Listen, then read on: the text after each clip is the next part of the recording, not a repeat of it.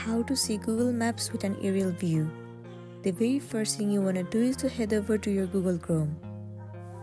At the top right corner, you can see this icon. Click on it. And then proceed to Maps. The map will open up on your screen.